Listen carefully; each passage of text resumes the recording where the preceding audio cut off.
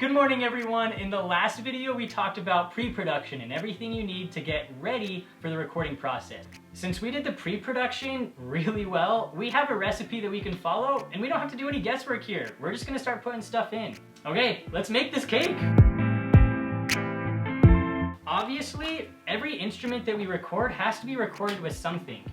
And what that something is a piece of software nowadays that we call a DAW. It's just the software that we use to record, edit, and polish all of the music that we pour into it. You know, sometimes you make mistakes while you're baking, and it turns out great.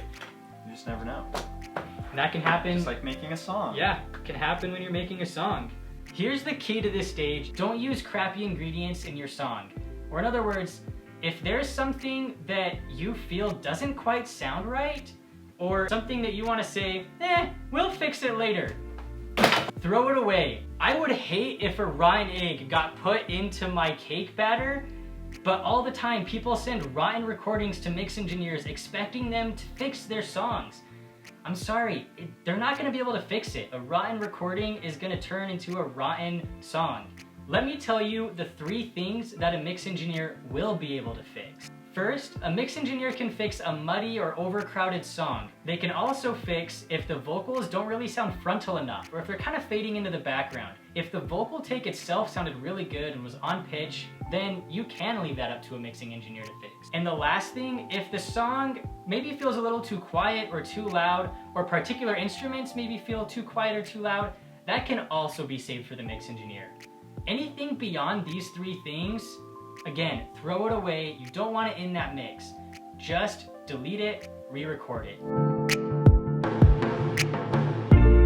This is actually one of the easiest parts of the entire production process.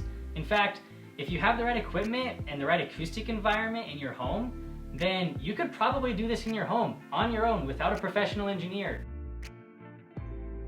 An acoustic environment is just the way that the room sound. It's really important when you're recording your instruments that the room sounds good. Really, all that you need to get a room sounding good enough for you to make a good song is something called acoustic treatment. Acoustic treatment is just stuff that you put up on the walls, the ceiling, that will make your room sound good. The honest truth is that a square or small bedroom is probably the worst sounding environment for a song to be recorded in. That's why bedroom studios aren't really a good idea unless you can afford a lot of acoustic treatment. Along with acoustic treatment, there's also soundproofing. And by the way, these are 2 separate things. Soundproofing is keeping sound from getting out or inside the room. It has nothing to do with how the room sounds. Acoustic treatment makes the room sound better. And you're gonna need both of them. You don't wanna have a dog barking or a car driving by in the background of your song, so you need to soundproof and you need your room to sound good. You're gonna need to know what the word DAW means. It means Digital Audio Workstation. It's a program used to record and produce music.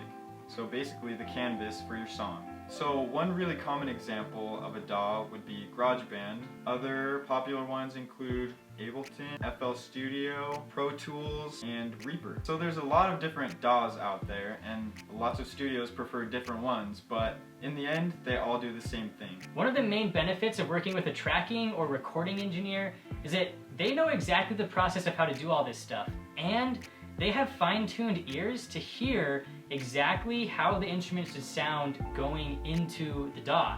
If you can find a good tracking engineer who is respectful, patient, and willing to work with you as a beginner, you're going to have huge benefit to your song as they just make subtle and simple suggestions about how something might be recorded a little differently or where a microphone might be placed. And that's one of the main benefits you could get from recording with a professional in a studio. In summary, recording your song is just like putting all the ingredients into the bowl or the DAW like we talked about. The next video is all about getting this to actually sound and taste pretty good.